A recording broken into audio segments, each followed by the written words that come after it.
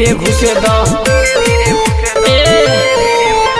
सुनो ए भातार तनी धीरे धीरे घुसे द। माजा बेसी हमर के मन भर चुसे द। डार धक्के मार राजे नाभी के रुसे द।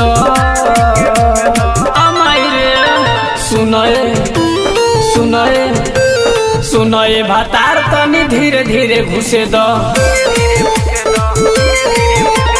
माजा बेसी हमर के मन भर चुसे द।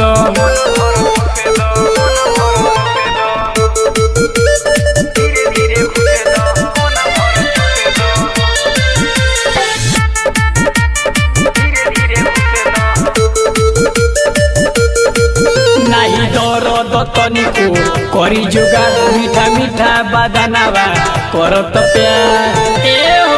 नाही दरद तनिको करी जुगाड़ मीठा मीठा बदनावा करत प्यार।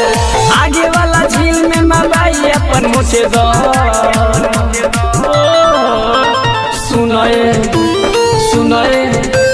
सुनो ए भातार तनी धीरे धीरे घुसे द। माजा बेसी हमर के मन भर चुसे द।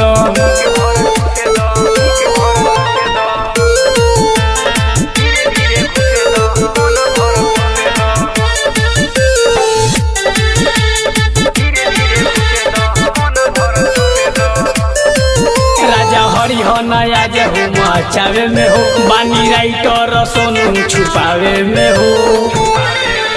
राजा हरि हो नया जहू मचावे में हो। बानी राइटर सोनू छुपावे में हो।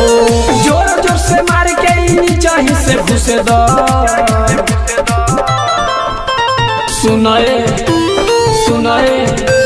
सुनो ए भातार तनी धीरे धीरे घुसे द।